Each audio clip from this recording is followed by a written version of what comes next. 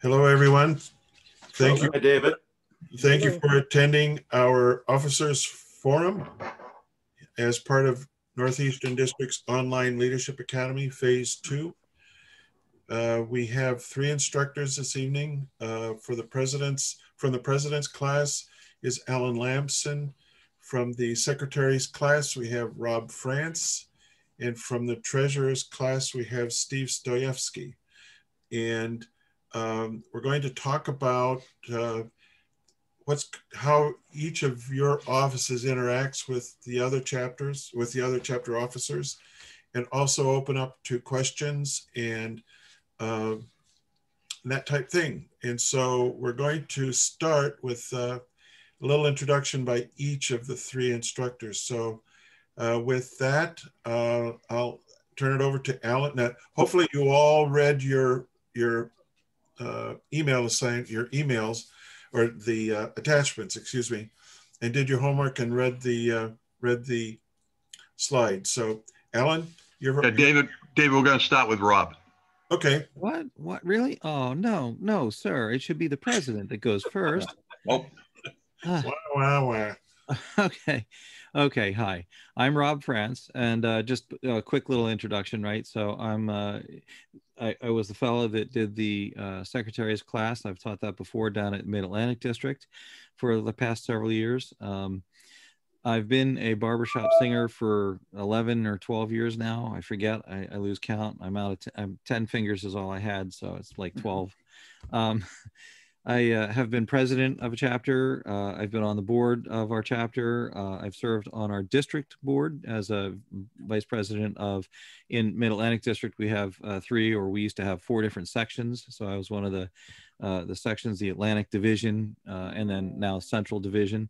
I'm also the chapter support leadership team VP for Mid-Atlantic District. So I get involved and do administrative things.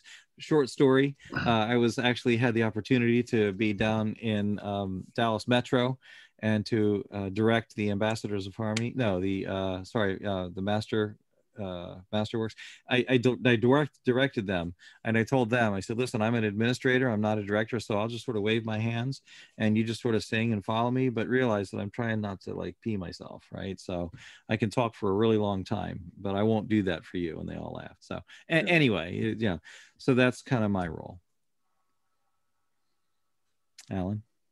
Keep right on going, Rob. Keep on going? What?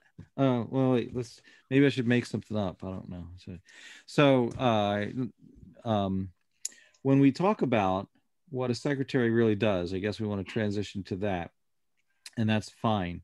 So I want to back up for a second, because we're going to be talking about the 3 different, the executive board, I'll call it the executive board of our chapters. And so what I found worked when I was president, I understood the kind of the relationship between the treasurer, the secretary, and I mean more than just there's someone who takes notes, and that there's someone that deals with money, and then there's me, and I just kind of run the meeting, and all that sort of thing.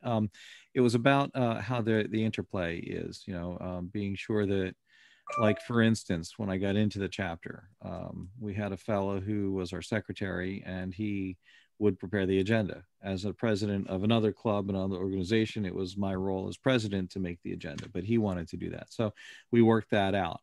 And I let him go ahead and do that. Not that I delegated it, but it was we figured out our working style. And that was the important part of me coming in and understanding how this board worked. Every board has its own DNA. Every board works differently. We'll talk later. There might be a right time or a right length of time to meet, and maybe that changes from month to month. But what the secretary's job is to do is to help make sure that you're organized, to make sure the chapter is organized, to be the contact guy that deals with membership, that deals with making sure filings are recorded properly, to record motions, and make sure they're recorded properly, to make sure that things are happening according to schedule. So to a degree, kind of like a little mini project manager, right? To be organized and to understand that, you know, it's getting to be October 15th. So we have to have a slate of officers, right? To keep track of that, that it's the end of the year and we have to file the ASCAP and the BMI licenses, or that we're purchasing music and we have this many members, because he keeps track of the members. He interfaces with the membership guy, the VP of membership, and make sure that we know that we need 43 licenses for that copy, that sort of thing. To file a CJ, maybe either the VP of music or the secretary, probably the secretary will file the contest form. So those kinds of things, the corporate status reports, annual state reports, you know, report the current status annually through eBiz and interface with eBiz. I know we talked at length during my class about eBiz and how you get into it, and the importance of making sure that you keep everything up to date, especially at the end of the year when chapter leaders are perhaps transitioning from one role or out of a role. And you want to be sure that you have the, let's say the secretary, for instance, named for the incoming year. Because if you don't, it's possible that you might need to have help getting access to your chapter again. So there are things like that. So it's not just about agenda and minutes. There's a lot more to it. The secretary keeps most of the official legal copy of the files, the incorporation status and all that sort of thing. So the interface and the interplay between like president and secretary and treasurer, I want to just dwell on for just one little minute, and then I'll toss the ball. There's the aspect of the president needs to understand, and especially an incoming president needs to understand, that we're dealing with problems in this chapter, whatever the problems are. We have some successes. We have some regular things that we do. What are those things? Well, the secretary, a meeting with the secretary is going to be very helpful to understand that. And the secretary can give them the rundown. This is what we do through the year. This is our schedule. This is our course. This is how we do it. And that's very important to have that as an understanding. The other understanding that's important to have is any kind of conditions that exist about, you know, the current state of the chapter that the president needs to know about coming in. We've traditionally done this. We're trying to move in this direction. Former president was doing, you know, these things, you know, or the treasurer understanding the status of the secretary has to be able to give that information, you know, basically at whimsy, go through his rifle through the files, just pull that page out and hand it over, right? That kind of thing for review. So the secretary's job, very, very important to be able to A, keep track of stuff, B, project manage to a degree, right? And then C, be able to reproduce, you know, pretty much at will any artifact we need. I guess the other point I was making about, and I mentioned it, and Steve will remember this, Alan will probably remember this, is a register of motions can be a very handy thing for a secretary to have, to be able to give, like, look, we decided this, like 3 years ago, we talked about this particular topic. These were the people, this was the motion, this is what the decision was. If the secretary is organized, then it's possible that he can pull that out, he or she can pull that out and supply that. And so that you can avoid maybe having lots of duplicate kind of conversation, or you could revisit it and maybe adjust it, right? So just a highlight of a couple of things. That's really what a chapter secretary does. Maybe you've heard that before. Maybe some of that is new to you. Thanks, Rob. I'm Alan Lamson. I probably know most of you. I've been around. I've run out of fingers and toes twice in counting the number of years I've been a barber shopper. There you go. This year will be 41. So it doesn't mean anything. It's just that I have more black and blue marks than most other people. That's all. So we chatted a little bit in the president's class about, you know, all the things that a president needs to be aware of. And I think, you know, Rob sort of touched on it a bit. The one thing we want to really emphasize tonight is that these three positions in a chapter are the, you can call it the executive board, you can call it the administrative leadership team. These are the guys, the three of you, that primary responsibility is to keep the ship afloat and keep it headed in the right direction so that the other guys in your chapter who are working hard on projects, working hard on programs, creating musical product, all of those things that we really joined for, because none of us joined to be president, secretary, or treasurer. I'm guaranteed of that. So that they all have the best opportunity to be successful, and they don't have to worry about some of the any of the administrative details, unless it's something they want to bring up that impacts their program.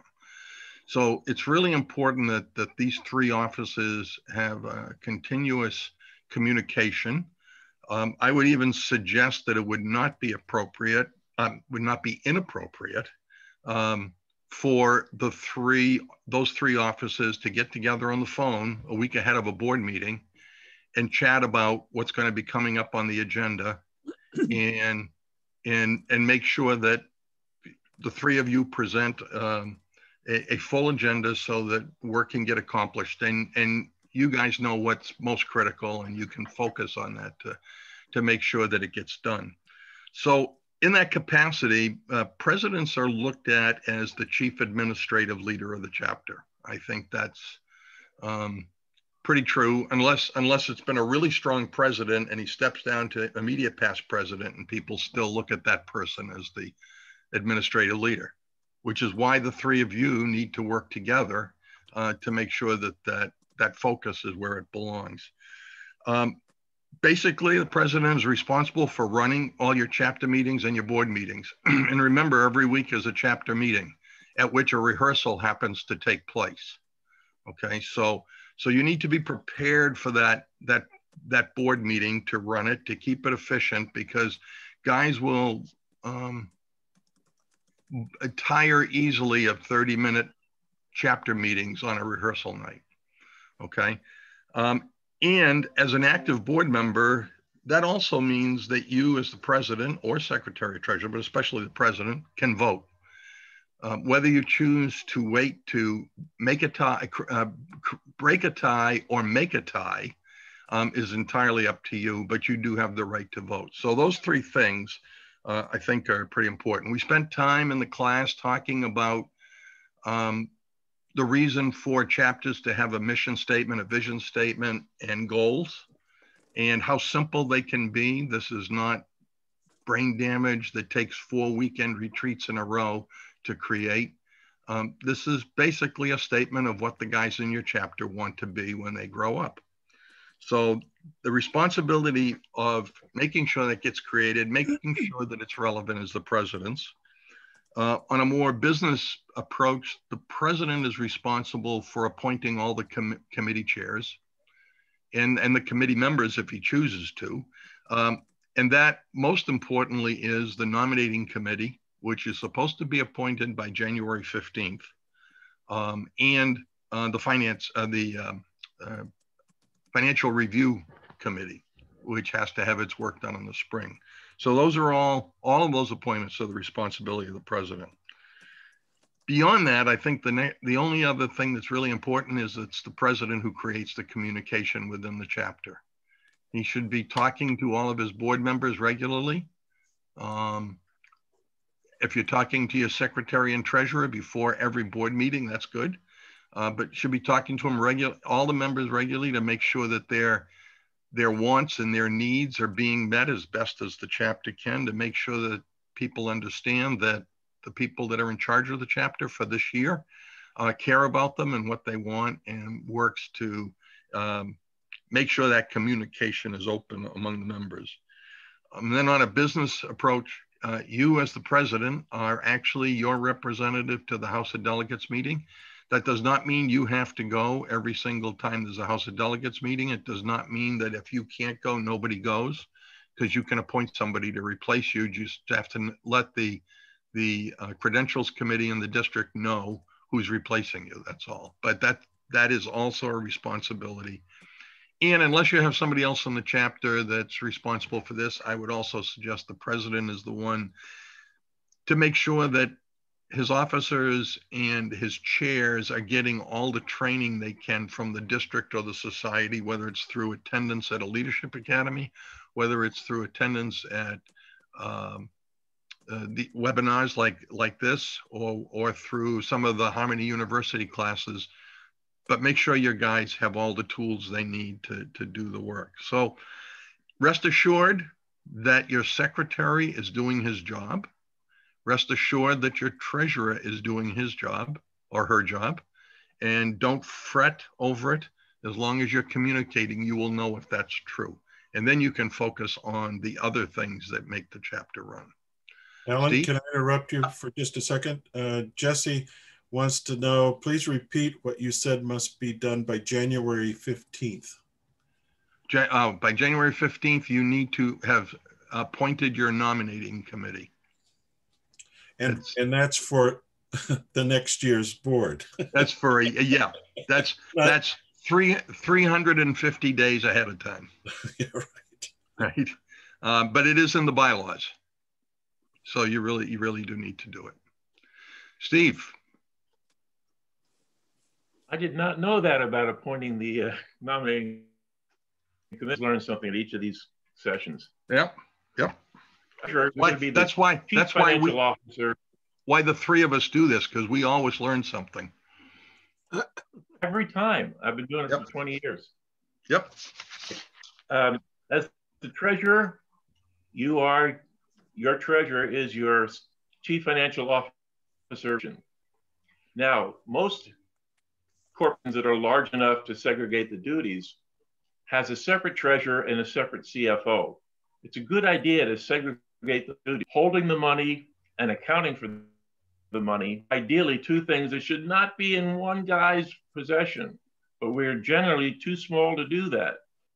So have a treasurer who can handle both and expect to be questioned a lot, have the equivalent of having oversight over your position. So be ready to treasurers and make a point of those presidents and secretaries.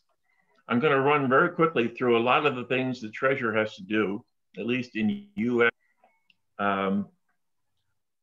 Quite a few financial requirements, filing requirements, legal requirements.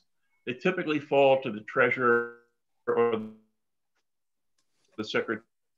While cutting a check, as a treasurer, often say, I'll just do the whole thing. I'll cut the check and fill out the form.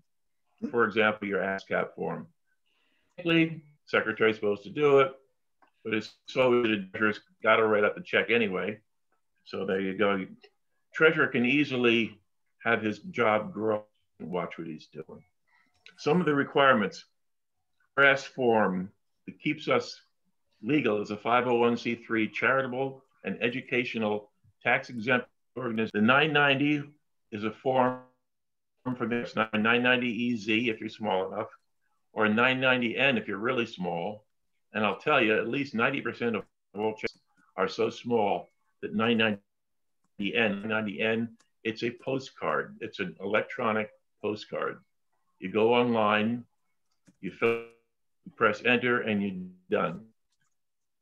These things that the treasurer has to do, other people have to know that the treasurer has to do them so that they can keep him honest. Hopeless fire. Make sure he doesn't run too late, too much. That is due by May 15th. There's an IRS form NEC, used to be called IRS form MISC, non-employee compensation. If anybody, and this is typically going to be your musical director, your guest performers when they perform at one of your shows.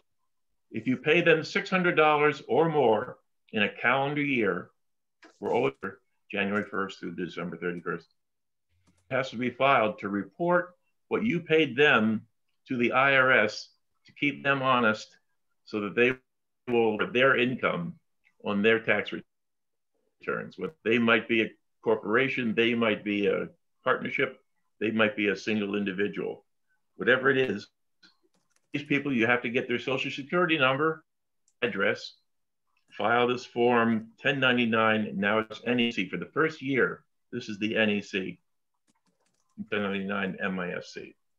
That's due by June 1st.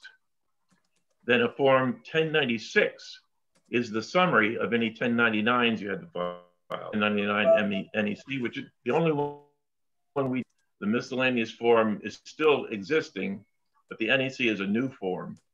And it really makes it a little to go through all the boxes to check off on the. There are state requirements, and you have to work out with your secretary to handle these to keep you proper with your state. There are also state charitable registrations for your state, and just about every in New England has this requirement. I used to do this, file 50 different charitable state registrations for my charitable organization to report. They're not advertised very widely, if at all, in the Barbershop Harmony Society checklist of things you have. It's something that, from experience, I have to do. So each of your states will have either an attorney general, I'm losing the word right now, for the Secretary of State, where you have to file a charitable registration report. Can I see a quick show of hands? Just wait. Anyone who's familiar with these state reportings. I see 1, 2, 3. Give me a chance to scroll here. I see about 10% people who seem to be aware of this form. It's different for every state. You can contact me later, your contact information, if you need help finding exactly to find this. A copy of your IRS 990 or a copy of your certification that you filed at the 990 has to be submitted to the Barbershop Harmony Society once a year by May 15th. You have your annual review that's already been mentioned. Has it already been? The president must appoint a reviewer. Look over the books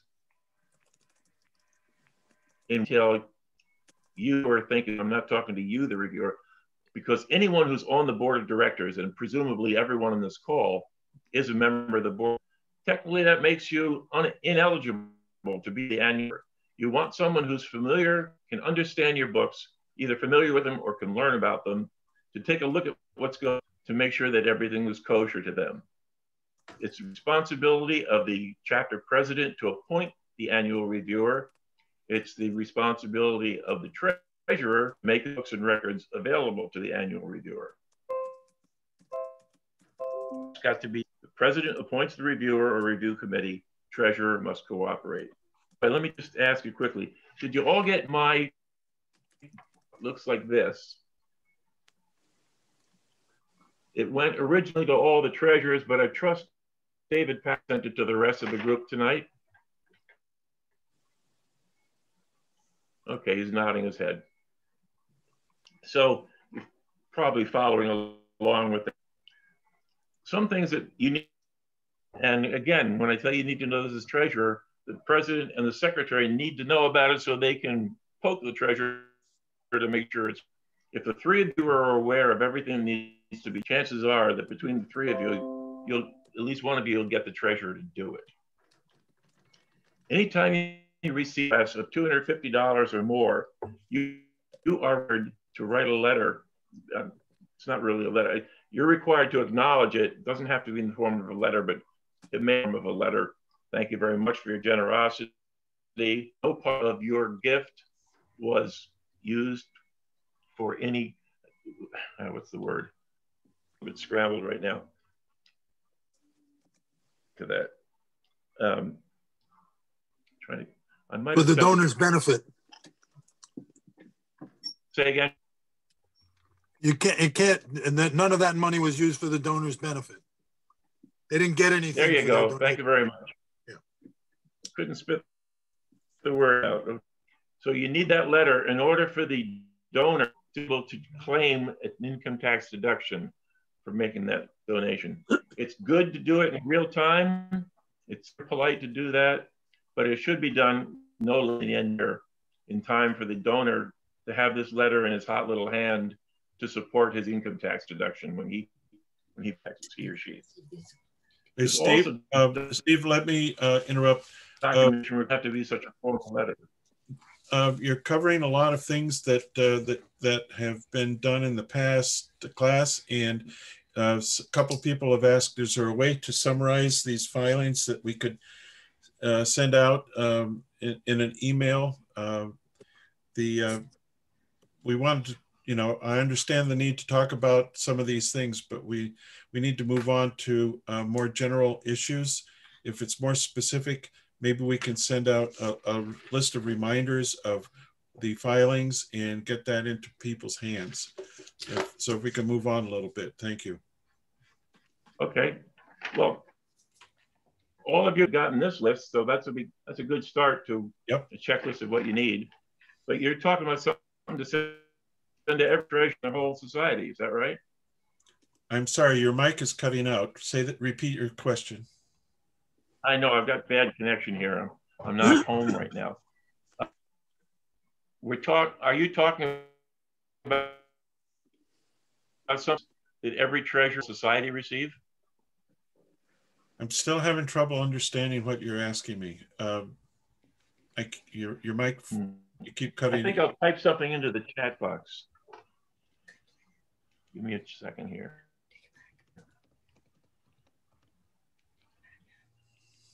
David, are you suggesting something for all chapters? How about that? I'm suggesting something for all chapters. Well, sure. I mean, if there's a summary of secretary, treasurer, president's duties, we got some of that in our in the slide that was sent out, but something that's more specific with all the different filings and the dates that are required. Is there such a document someplace? Not to my knowledge. Maybe that's something that we could generate and put that out in the hands of the people that are here and to all of our chapters and secretaries and treasurers. As I was saying before, this thing that was sent out probably as just about as much as I could come up with to send to these people. Okay. We're talking about making this available. Okay, but if the material that you're talking about here is covered in that, then we need to move on to something else, because that's something that people can read and follow up on. So if we can move ahead. Okay, I do have just a few more points, if you can forgive me for going through them. When people buy tickets to and they're deemed premium tickets, that includes entrance to your show, plus it includes a premium, only the portion is deductible to the person who paid that ticket. If involved, your customers do not get a tax deduction for paying to attend your shows.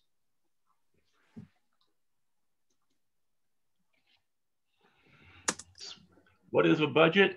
A budget is a plan for how to spend your money. It's a general line. You need cooperation of members of your board and other experts within your chapter to decide how much are we going to plan to spend and stick to it. A perfect case not to be able to follow budgets is the year 2020. And I'm sure that whatever you planned at the beginning of the year didn't happen. But you need to have a way to adjust the budget to make it run out. Finally, there's a new form 8822B that notifies the IRS when there's been a change in respect for handing money. And that's as fast as we can go through. One more thing, social versus operating. So the third bullet item at the top of this list. Examples in there of how to make a determination of what goes into your social fund and what comes out of your social fund and what goes in and comes out of your. It's all in the attachment, so please read it carefully. Your treasurer is supposed to be the expert on that. Yeah, and on that point always comes up in our combined sessions in Mid-Atlantic District. we always have a, and someone actually has and does has a couple of cups, you know, about money, right? I've seen you do that before, Steve, that shows, you know, the That's my money that little you thing. have, Yeah. right? And then what you can pay, where, how you can pay for that, or how you can pay for that. That's always a good graphic. I was told to remember that tonight. Yeah. Okay, so okay. Alan, go ahead. Yeah, what we'd like to do now, I think, is open this up for the next 40 minutes for any questions that you guys may have, either that we can answer, or I would bet that one of your compatriots here on the call could answer. And I'll start because Harry Willis asked a question that's in the chat room, and I'll just respond to that. He wants to know if there's anything in the regulation that speaks to the issue of succession, i.e. if the president is unexpectedly absent or, heaven forbid, suddenly becomes incapacitated, or is it up to each chapter to adopt an appropriate bylaw regarding this issue? What is in the standard chapter bylaws say that in the event of a vacancy in any position, it's up to the board of directors to fill it. That also would not preclude your chapter, for example, from having something in their bylaws or their operating code that would say, in the event of the inability of the president to fulfill his functions, that XYZ would become the new president until such time as the board can take action. So if you've got an executive vice president in your chapter, your bylaws could appoint that person. If you felt that the next strongest position in your chapter was music vice president, you could use that. But ultimately, like every other officer, that position, the position gets replaced by the board until the next round of elections. Okay. Hope that helped, Harry. So I can't see the whole screen. I think none of us can, except maybe your technical support, David. So if people have questions, why don't you raise your hand and we'll let David referee who he calls on, and we'll go from there. Tom Metz had a suggestion. He said, look in the Treasurer's Handbook 2018 update that was sent out last season. So talking about filings and so forth. Apparently, a lot of that information is in the Treasurer's Handbook. Yep, and that's in BHS's Document Center under yes. Chapter Business. And I sent it out to all of the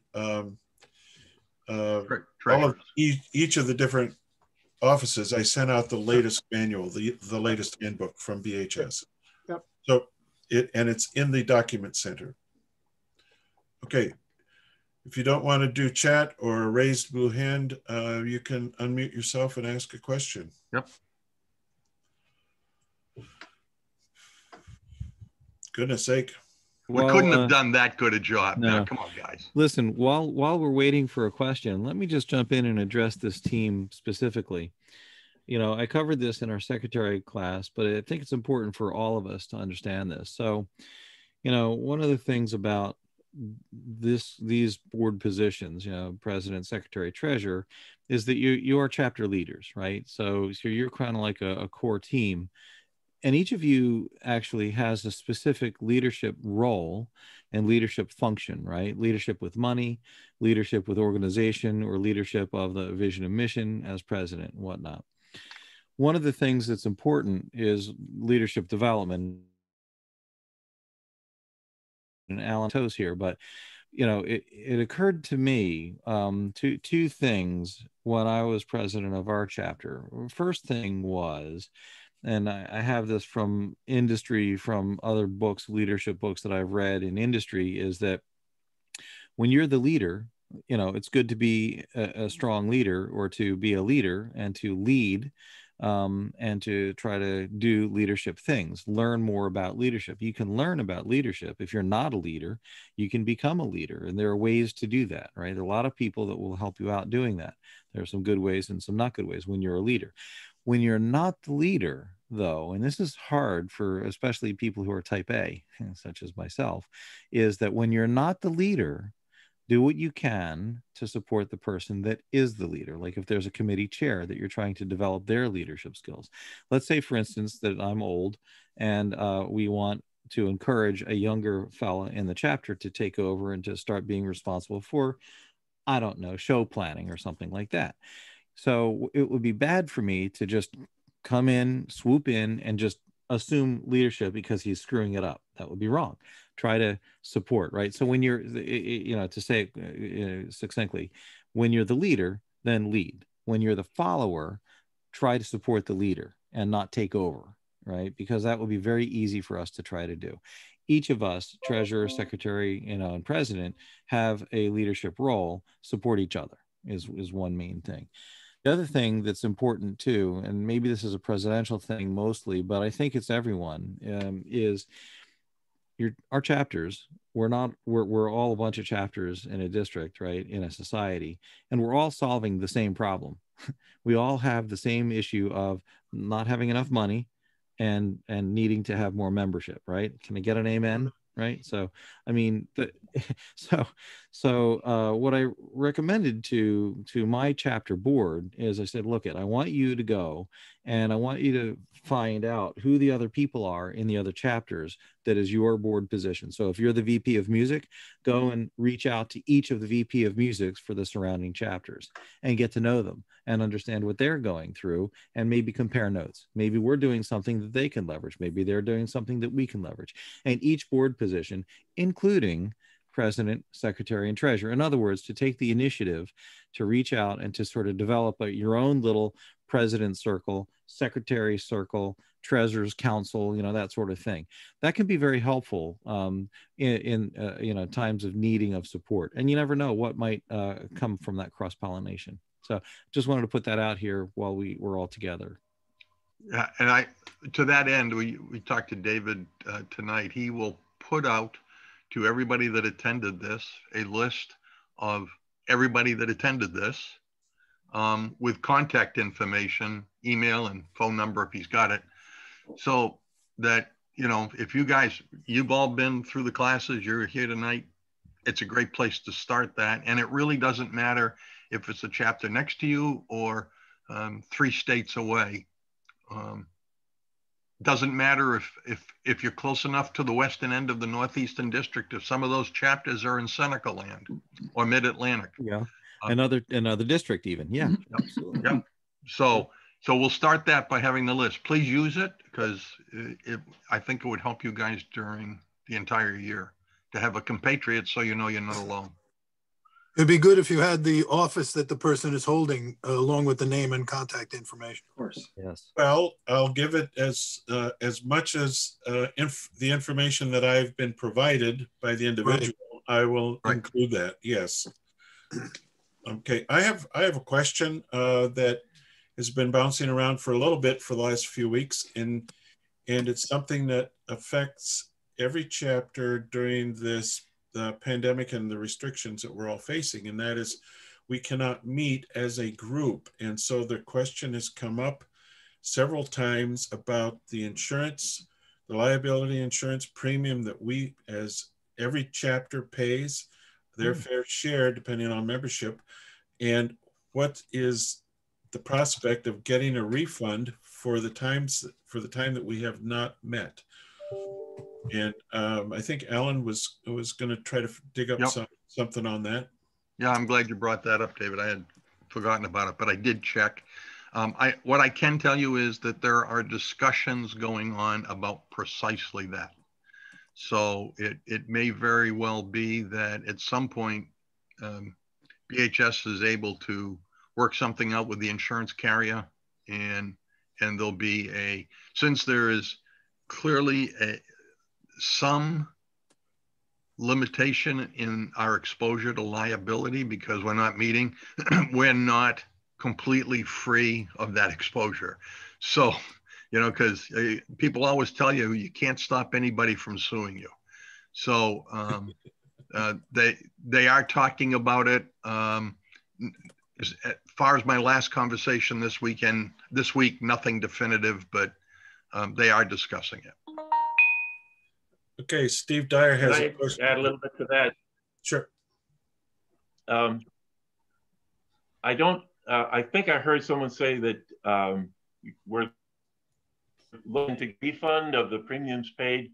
Don't hold your, but do cross your fingers and hope that we will have a reduction in our premium for the following year. The annual premium, one of the first few months of the year, I'll be lower number, but I have no promises that it's going to be lower. It makes sense it'll be lower. Okay, Steve Dyer has a question. Go ahead, Steve, unmute yourself. Yes, I'm going to show my ignorance. I went to the secretary's class and I went through the president's class, and I've read the secretary's manual in great detail and highlighted it and whatever, but I'm still very confused on some of the things at the dates and the times and the places and where to really find the information.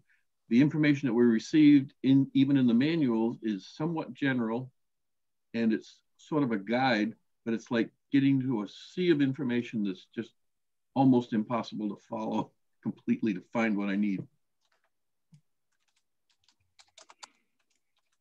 So are you talking about, again, about specific dates and when things are due? Specific dates, when things are due, or where I have to really go to do them, like the ASCAP things. I think I know where to go and follow it, but it's sort of like a jigsaw puzzle to get there. Ooh, okay. Open that up. Well, let me just say on the ASCAP stuff, if you can't find it, Steve, and that may very well be, there's two offices in my 41 years I have never held, and one is secretary and one is treasurer, and there's a reason for that. But for something like that, call Barbershop headquarters, ask for Janice Bain. Yeah, there you go. And she will clear it up for you completely, Steve. Janice Bain. I'm just also looking in the secretary manual. I'm not sure if we've consulted that. Usually the secretary, treasurer, Rob's looking at that. Yeah. Pretty general background information. We have the BMI and ASCAP, BMI and SESAC clearance in advance of your putting on a show. We have that can only be done after you have the show and you know what your financial numbers are from the show. So the ASCAP is due at the end of the year, look backwards, the year just ended. But the BM has to be in advance to get permission to have a show. And let me ask you a question. Does not a complete answer. Where does the SOCAN for our Canadian brothers? Is that like BMI? It has to be done before the event, or is it like ASCAP at the end of the year? I should know the answer to that, but I'm sorry, I don't know. Okay. So what I was just going to add is that I'm looking at that section in the secretary manual. It's section 7. Performance licensing and show clearances, general information, and then there's a section on each of those, including SOCAN. I was just trying to browse it real quickly here to see. I don't know if you've seen the information there, but I find usually that these documents from the society, from Document Center, they do contain an awful lot of info. I do. And they do get updated regularly. This one is regularly, but this one is revision of September of 2017. So it's due for an update. I guess I was getting lost in all the maybe details of things without sort of I was almost looking for a checklist. Somebody else mentioned it on the treasurer's thing, something where you could go and go, May 15th, I've got to do this, and I got to go here, and I got to go there, and I got to go there. Got it. I had a slide like that. Let me see if I can pull it up. Do you have the secretary slide deck? I don't know if we got the slide deck. We got information, but I'm not sure I got the slide deck. There's a PDF. Came afterwards. Yeah. Yeah, it came out as a PDF on Monday following Rob's class. Trying to find the slide. I know there was a slide on that. Well, that's okay. Then if there was, I'll go see if I can find it. Yeah, okay. Let me know and I'll resend it to you. Yeah, let me see. That's the case. Let me see if Steve, this is Terry Topka from Schenectady. My advice to you would be, as they said, the manual is more of a topics general discussion. You got to go to BHS Document Center and do a search on ASCAP or BMI. That will give you more specifics about the actual procedure. And they have the forms. There's a new ASCAP form that you have to get almost every year. That also has instructions on it. So if you have the form, you'll have much more of the information you need that you're looking for. You won't find that in the manual. Yeah, I only use that as an example. I think ASCAP I figured out better than some of the others, but there's all of these dates and all these things we need to do, and each one has a puzzle to solve. I have an older document on my system. It is BHS Business of Barbershop, Chapter President, Secretary, and Treasurer at a Glance Guide. Yep. And that has sections per month. Now it doesn't separate everything out in bullet, but by month is a lot more succinct than the manual will be. Where's That's that a from? very good guide. Is It's that called from the document called center? the Business of Barbershop. Business of Barbershop. Where is that document? Is it in Document Center? It's in the Document Center. Yes, and I sent that out, I believe, after Alan's class. To the presidents. To the presidents, sorry. Correct. Yep. And let me ask you this too. I know down here in Mid-Atlantic District, we have a fellow who is the show clearances, coordinator. And, anything that's being done with shows, has to be cleared through the coordinator. You have someone in NED or for that? That's the district secretary. Yeah. Okay. So, that's another resource, if you have a question on timing. Okay, we have a question from Rusty. Go ahead, unmute yourself and ask away. Thanks, David. So I had a question for Steve. When you started with I attended the president's meeting. I'm the incoming president for Racing City Course in Saratoga. Breaking up. Pardon? Go ahead, Rusty.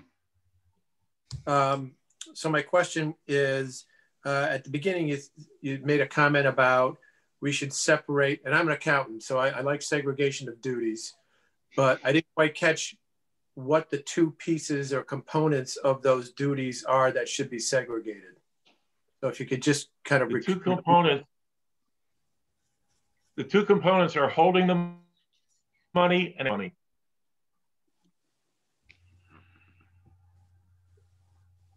Sorry, you broke up. Holding the money and what? And accounting for the money. Accounting for the money. Okay. All right. Thanks. Okay, Jesse had his hand up. Jesse? Yeah, on those show clearances, just how long should we wait? I submitted a show clearance a few weeks ago and haven't heard a word back from the guy who's in charge of that, Ned. David, a thought? I don't know. You should probably have something back in a couple of weeks. We can follow up on that. Well, I'd appreciate it because I sent a follow-up, a second email, and still haven't heard anything back. This Glenn, right? Yes. Did you send it to his personal email or to the Secretary NED? I sent it to Secretary NED. Okay. I think I could look it up, but I'll ask him. But I know that I sent it. I know that I sent and I emailed again, and still I don't have any answer. No, not at all. So. Okay. Thank you very much. I appreciate it. Yeah. Wayne from the Dover chapter has a question of Rob. I just wanted to comment on the show clearance to start with. A lot of times I'd send in a show clearance request and we'd have the show and maybe a week or two later I'd get the confirmation. I never worried about that because I knew the check was in the mail. Right. My question to Rob has to do with the minutes. I was a secretary for a number of years for a course, and I used to do not only the minutes, but also a secretary's report. And I don't remember whether or not that particular report is outlined in the manual or not. I don't remember. but it came up because I'm a secretary of another board entirely now, nothing to do with barbershop. And I've introduced that because what I used it for was to document all those things that might happen between meetings, between monthly board meetings, of some things that you wanted to document of some importance. And I found those to be really helpful. And what I ended up doing was asking for a motion at the next meeting to accept the minutes and the secretary's report as one. And that worked out very well because a lot of things fall through the cracks and you just, well, I remember 2 weeks ago something happened, but no one documented it. Some of those things are a lot more important than anything you might discuss at a formal meeting. Just wanted Right. That's a good, so you're always on your guard to make that judgment call whether this whatever conversation it was is something that you need to maybe keep track of, and you know, if it, you know, fits the criteria to keep a note of it. I had a pastor friend once who said, you know, look, we're having a great conversation. If you tell me something and I tell you I'm going to follow, did you see me write it down? If you didn't see me write it down, then I'm not going to remember it. So, you know, always have that notebook and always be ready, right? You know, what's really helpful is when you get donations. Yes. You need to be able to send a receipt back, an acknowledgement back. If you don't write those down, you're out of luck. Yep. Receipts, proper receipts are very important to have a receipt booklet. Let me also suggest that, and this is for the 3 people on the executive team total, is to make your board meetings as productive as possible. And it's suggested in one of the documents we handed out, but try to require all of your offices to submit a report at each board meeting. Number one, it makes them put it down in a thoughtful way. And number two, it allows everybody on the board to read it in advance, which will cut down on the amount of time of people making verbal reports during the meeting and allow you to do more action items. And when those reports are submitted, it's required that those reports become part of the minutes of the meeting. So it helps you document a lot of the why the chapter did things without spending 3/4 of your time at the board meeting discussing or listening to the initial why. So I would suggest it'd be good for all of the officers who come to the meeting to send out, you know, in advance to the secretary so he can distribute it to the board and everybody gets a chance to read it. Will you get them all? Nope, but if you get half of them, it's a big step. Sure. To Wayne's point about taking minutes, something that I've seen done or heard about is have the secretary record the board meeting on his phone or on the recorder. And then when things are a little quieter and there aren't as many distractions, go back and make up your minutes from that. Well, also, if I might, David, it's really not required that all of the discussion on a motion be memorialized in the minutes. Right. So let me suggest that motion made, seconded, and approved with a very clear written motion is all you need. If there was discussion that was pertinent to why that was done, that could be included in the minutes, but so that when somebody looks back 3 years from now, they'll know what it was, but you don't have to do that. Just the motion memorialized. If I can add one thing to what we're saying too, I've had to dance, you know, be on both sides of, you know, do you record or do you not record?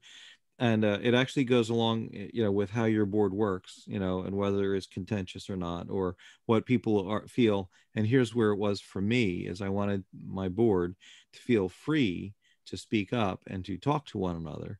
So, you know, some boards, think about this, we just want to get in, do business, and get out. Like, you know, half an hour board meeting, that's all we need, right? So they just want to be very efficient.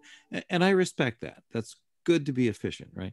Then there are other meetings that I've heard of where they go on for 3 hours. Okay, can't we get done with this? I got to go home, you know. And that's also, I understand why that happens sometimes, and sometimes there's maybe a need for that, although I'd have a hard time justifying 3 hours, right? But you want to find that and balance that. But the important point is that on the board level, you want to have board level discussions, and you want people to feel free to bring up and to articulate their point of view, whether it's, you know, everyone agrees with it or not.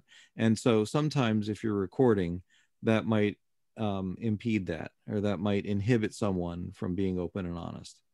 So I think, you know, just take it with a grain of salt. Use it if you want, you know, record if you want, but maybe you might want to just think about that a little. Okay, we have some questions here. Tim Potter from the Pittsfield chapter. Unmute yourself and ask away. Hi there. Not really a question, just a comment. My name is Tim Potter. I'm the president of the Pittsfield chapter, but most importantly, that I find this class very interesting because I'm legally blind. So all the information I've been receiving from all of you has been through Word documents, and that's been actually very helpful for me to hear what's being read to me on what each officer is entailed. I've been with my chapter for 20 some odd years, but really haven't known everything and all the positions do until I've received those documents. So I just want to say thank you for that. All right. Thank you. Jesse had another question. Go ahead, Jesse. I just wanted to clarify for whoever it was, I don't remember, said something about the show clearance and not worrying about it. The issue we have here in the Northeast, especially in the Lowell, Nashua, Concord area, is that there is some rule about having shows on the same date and stuff if you're within 25 miles of another chapter, something like that. I can't quote chapter and verse. And the point is there's only 3 or 4, at most 4 weekends between Thanksgiving and Christmas where we have holiday shows. And that's why it's so important that we get these show clearances in early and get them approved. Yeah, you're absolutely right. Absolutely. Is that something that's in the NED district? It is. Okay. There is. Yeah. Okay. And we try to follow that. Rob, I recognize that rule as something that existed maybe more than a decade ago, has been pretty much downplayed, if not ignored, if needed now. In MAD, I don't know right? if it's been superseded. Yeah.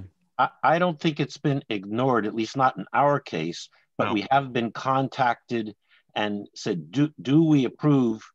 I mean, we're very close to Vocal Revolution, and they're obviously a much bigger chorus than us, and they draw a large group, which is wonderful. I mean, we all go to their show because it's a wonderful show. They're a wonderful chorus. Right. But you know, we try to get ours in so we can do the planning. Anyway, I don't want to go on and on about it. Like I said, I'm just trying to clarify it for whoever it was that commented on my question about I don't want to say ignoring, but not worrying about that. Yeah. Okay, we're going to move forward here. Rusty has another question. Go ahead, Rusty. Thanks. I just have a follow-up on the recording the minutes and things like that, because I've been on other boards and basically, same thing Alan said, motion, pass, fail is basically what's needed to be recorded. But with, as far as commenting on the freedom to have open discussion, my understanding is these board meetings are all open to all members anyway, correct? Unless we go into an executive session, is that? That's correct. Right. Okay. So, depending on who's calling in, it could impact. All right, that's what I just want to make sure. But we do have the flexibility to do executive session and not have non-board members on the call. Is that correct? That's correct. Yeah. Okay. For basically personnel issues. Right. Okay. Right. All right. As a matter of fact, you're all, the chapters are, the boards are all required by the standard chapter bylaws to inform your members in advance of every board meeting and where it's going to be held and when, so not only can they attend, but you're basically encouraging them to. Right. Okay. Thank you. Yep. Okay. Any other questions for all the incoming officers that are looking at this as a very daunting task. What are some of your fears? What are some of your questions to help you get started in the new year? Shouldn't be bashful. I'm sure some of you have some questions. Well, some may know all there is to know. Well, can I maybe reverse that? For those of you who have been president, pick the one. Can you pick one thing that you didn't expect that happened in your time as president? Didn't expect the phone to ring. Yeah, right. Well, for me, Alan, when I decided I didn't want to be president anymore, I've done it for 3 or 4 years now, and I wanted to transition it to somebody else that could take the lead. I figured, well, we have a need for a secretary. I'll go do that with no knowledge of what in the world I was getting myself into. Wow. Yeah. And it was a lot more than you had thought, right? If you didn't get that from my question, yeah. So, right. It speaks volumes. Well, just remember, for whatever position it is, we're all in this together. Guys that have been secretary would be, I'm sure, more than willing to provide advice or direction to somebody who's just starting out, and not just in your chapter. So don't forget that. It's one thing about barbershop is we'll share everything except our pitch pipe. Okay, Gerald has a question. Go ahead, Gerald. Yeah, okay, Phyllis. The one thing that I was kind of surprised about, I've been president of a few chapters over the years, but this year and last year, I don't know why this chapter finds it so hard to develop a chapter budget. They think, they can't tell how much money they're going to spend, even though they did it last year. They do a great job of the show committee, organizing the show, getting the money, but they won't say how much in advance at the beginning of the year. Can't get any member of the committee to really come up with a budget. You got any clues on how to do that? I'd love to hear it. Suggest that they start with prior year, what changes they can identify in advance. Doesn't have to be perfect, but Gerald, I just want to comment. I don't probably not. We were going to do a budget and then COVID hit. So we didn't come up with a budget for this year. Mm-hmm. And I'm new as a secretary. So like you said, recording the boards and everything else, I ask a lot of stupid questions because I just don't know how things run. But in previous organizations I've been involved in, as far as a budget, you normally go by last year's budget. Mm-hmm. What new events are you going to do the upcoming year that you didn't do last year? Figure out what it's going to cost you to add those to the budget and then go from there on what you need to do as far as fundraising to meet that requirement to be able to put on that event and things like that. So, but getting the people to submit their budgets, that's a personal issue of getting people motivated to do what they need to do. So, yeah. Thank you. Can I also suggest that it's a budget. It's all it is. Yeah, it's a forecast. It's your best guess. That's right. And they need to. I know my own chapter.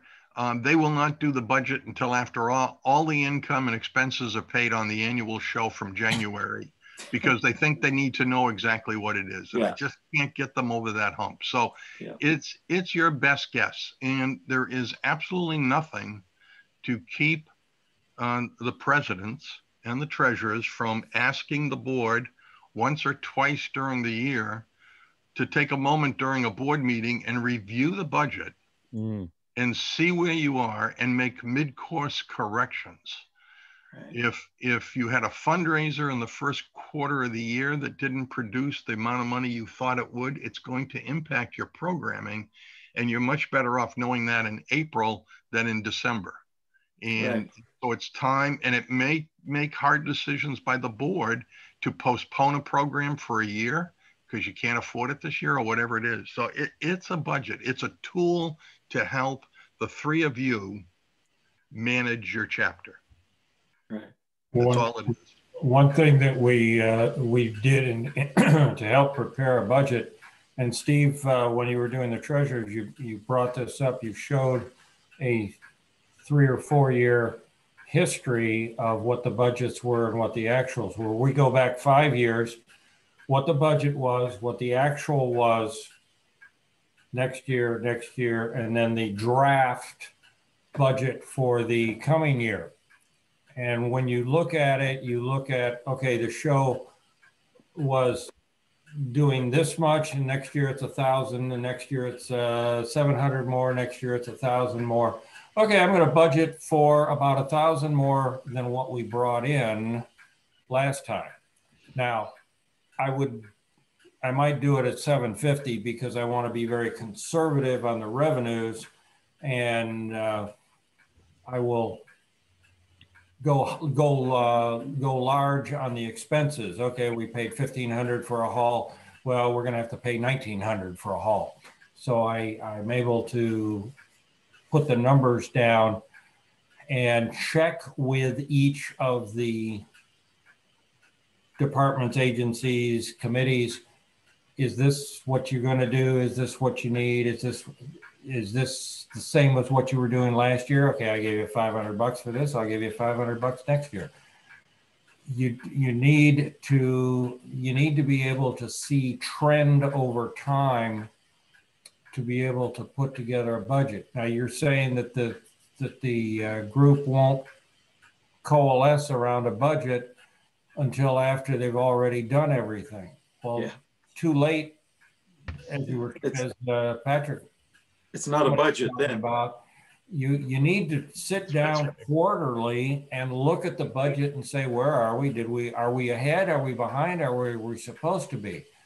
Our show's always been in the fall. Well, we're always below revenue projections until we get through the show. Yeah. So, but we know roughly what happens. And when we get mid-year and we're only, okay, let's say our show is going to do $8,000. If we get to the mid-year and we're only down 7,000, I'm good, man. We're going to make it. Yeah. So that's a good reason for a budget itself. If you're down, but you have planned for money coming in the fall. But these guys don't really plan. I think they just don't want to do the work in advance. They want to do it at the time, sort of thing. Well, they don't want to make a mistake. They don't want to look foolish.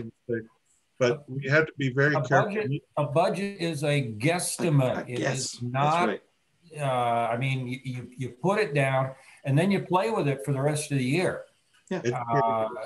Gerald, if they won't coalesce on a budget for you for the start of the year, take last year's after the fact budget and say, we'll start with that. Yeah. You guys tell me what you need to change as we go along.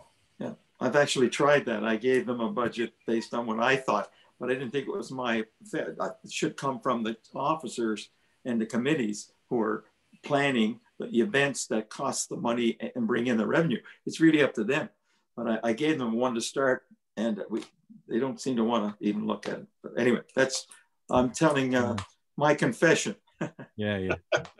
And I mean, as we go through this and talk through this, it does, though, out of respect for some of the others, though, and chapters where they do take a budget and tracking to the budget very, very seriously. I know we have a treasurer who's a fantastic treasurer who watches every penny, and that's good, though. But it can be a little too much sometimes. But I get that. There's because we're dealing with money, right? So there's some members, like some chapters have members that they get antsy and they want to see like what's going on, and those people are great auditors, sort of.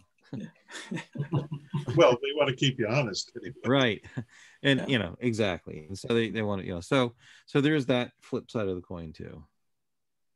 Okay, we have our 8:15 end time in sight. Any other questions, observations, fears, confessions, closing remarks from our three instructors? We have a few minutes here. And David, I'd just like to say Steve did a great job of this social versus operating expense in a nice way to do it with questions and answers. So just congratulations to Steve for that. Very good. Yep. I think I can speak for Rob and Steve, but I think if you guys during, especially the beginning of the year and everything, if you've got questions, I know I provided to the presidents my contact information. I think feel free to contact any of the three of us, you know, with anything specific, if you'd like to just have somebody else to talk to. Absolutely. Okay. And I would say for my closing remarks, I would say that echoing what Alan just said, sure, feel free to reach out. It's been my honor and privilege to be able to support the NED district. Thank you, David Patterson, for reaching out. And I was very happy to be able to do this. Maybe can do it again, unless I really fouled it up, and then maybe you don't want me again. But but it was my honor to come and to talk to everyone. Thank you so much. Great experience. Thank you, Rob. Thank you for being part of this historic event, by the way. Thank you very much. Steve? And thank you, David, for blazing a trail toward what may be the come for chapter training. Yeah. Yeah, for sure. Yeah, well, we'll see. We'll see about that. But okay, well, thank you, everyone, for being part of this. As usual, immediately following this session, I will send out a 5-question survey with and an opportunity to make comments about the session. That will be going out to all the enrollees in this class. We had a few people who showed up that were not enrolled, and thank you for coming aboard. I always like surprises, but in this case, we could have maybe made this a little easier for you if I had known ahead of time. But other than that, tomorrow we'll be sending out the YouTube link to the recording of this evening's session, along with the, well, we don't have a slide presentation. We sent out slides earlier with the title, really a treasurer does all that, or president or secretary?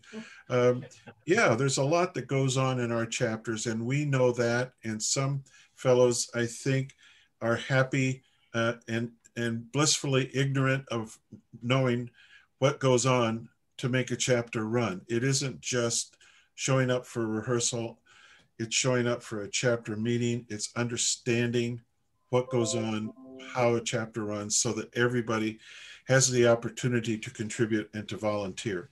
And I think volunteering is something that we really need to push in all of our chapters. The chapter that has, a big music team, has a big board, has all kinds of committees, those people are involved and tend to be people you can go to and ask to do a task. But then we have too many who just are not interested in any of that. So maybe you can encourage them to volunteer for something that they would enjoy doing. We can all hope for that. Anyway, Tom Metz has his hand raised up. David, the new boards and the new people are all going to be taking their positions effective January 1st.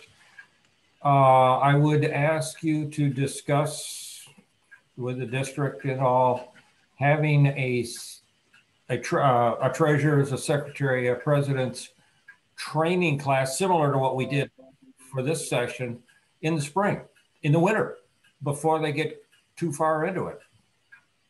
Well, we talked about that, Tom, and way back when we talked about that, we decided for various reasons, we needed to move our Leadership Academy, including secretary, treasurers, and president's classes, to run in August, and that's why we chose this time. But we are also careful to start the president's class, the first of the officers' classes, following the October 15th deadline for having the 2021 boards in place. And I thought we made that clear when we first introduced this program, but I know of a number of chapters who do not have any clue who their officers are going to be for next year. So well, yeah, really. And it's shocking. And, but it's disappointing because it's something that should go very smoothly. A lot of people didn't know that you should have your nominating committee working by the middle of January, because it's something that takes time. And you don't want to settle for somebody because nobody else is going to run. And that can be destructive, where you need time and maybe some cajoling, some flattery or whatever, but pick out the best people for the job and for the right reasons.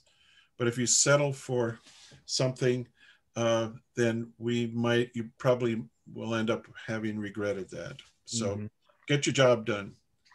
Thank you very much, guys and lady. Thank you very much. And hope to see you around. Take care.